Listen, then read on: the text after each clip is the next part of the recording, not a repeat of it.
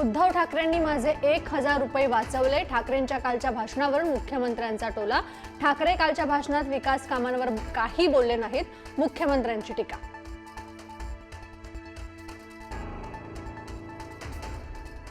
एकनाथ शिंदे अमित शहांच्या बेनामी कंपनीचे bureau chief.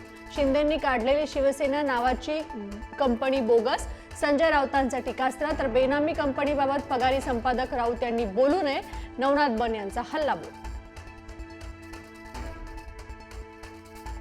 रिक्षावाला आज 5 लाख कोटींचा मालक झाला. ही उद्धव ठाकरेंची दानत. संजय राऊतांचा खोचक टोला. तर नुकसानग्रस्त भागाच्या दौऱ्यात उद्धव ठाकरेंनी दानत काय आहे हे कळालं. नवनाथ बन यांचा पलटवार. रक्ताने हात भरलेल्या लोकांनी माझ्या नादी लागू नये. धनंजय मुंडेंच्या वक्तव्यावर जरांगेंचा पलटवार. मुंडे ज्यांच्या प्रचाराला जातील ती सीट मराठे पाडतील. जरांगेंचा इशारा. उद्या मुंबईत ओबीसी प्रतिनिधी आणि सरकारची बैठक. मराठा आरक्षण जीआर आणि ओबीसी आरक्षणावर बैठकीत होणार चर्चा.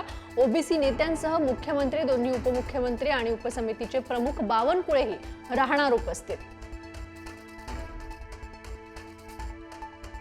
नवी मुंबई महापालिकेत युती झाली किंवा नाही तरी भाजपचाच महापौर. मंत्री गणेश नाईक यांनी व्यक्त केला विश्वास. जनतेला नवी मुंबई कोणाची आहे हे सांगायची गरज नाही. नाईक यांचं नाव न घेता शिंदेंवर निशाणा. अजित पवारांसमोरच सुजय विखेंचा खासदार निलेश लंकेंवर जोरदार निशाणा. तो गडी तुमच्याकडे घेतला नसता तर मी माझी झालो नसतो. येत्या काळात पूर्ण लंका दहन केल्याशिवाय थांबणार नाही. विखेंचा इशारा.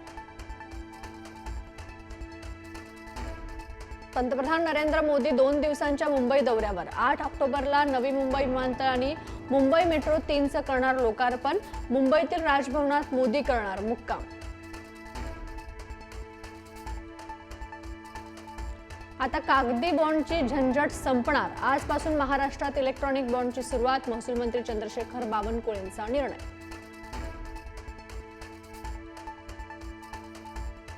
केंद्रीय निवडणूक आयोग देशभरात मतदार तपासणी मोहीम राबवणार. सर्व राज्यात मतदार यादीतून मृतांची नावं हटवणार. मतदार यादीतील अधिकाधिक अचूक आणि अपडेट ठेवण्याचे आयोगाचे प्रयत्न. केंद्राकडून महाराष्ट्राला 6418 कोटी रुपये प्राप्त. उपमुख्यमंत्री अजित पवारांची माहिती. सणासुदीच्या काळात पैसे मिळाल्याने दिलासा. अजितदादांनी मानले पंतप्रधान मोदींसह केंद्रीय वित्तमंत्र्यांचे आभार. येत्या 2 दिवसात सरकार पूरग्रस्तांसाठी मोठी घोषणा करणार. त्याआधी आज मुख्यमंत्री आणि दोन्ही उपमुख्यमंत्र्यांची बैठक होण्याची शक्यता. बैठकीत काय निर्णय होणार याकडे लक्ष. राज्यात 394 शाळांमध्ये एकही विद्यार्थी नाही. सुमारे 8000 शाळांची पटसंख्या 10च्याही खाली. पुण्यात सर्वाधिक 37 शाळांमध्ये एकाही विद्यार्थ्याची नोंद. ग्रामीण भागात स्थिती बिकट.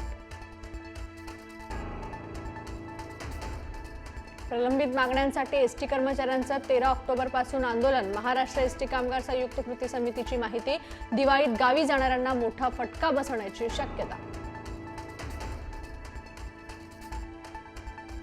शिवना नदीला पुरात 3 मुलं बैलगाडीसह वाहून गेली. संभाजीनगरच्या बोरसर खुर्दमधील घटना. नागरिकांच्या सतर्कतेमुळे मुलं आणि बैल वाचले.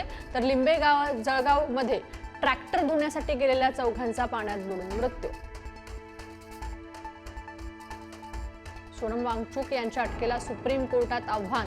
वांगचुक यांच्या पत्नीची सुप्रीम कोर्टात धाव. सोनम वांगचुक यांची तातडीने सुटका करण्याची मागणी.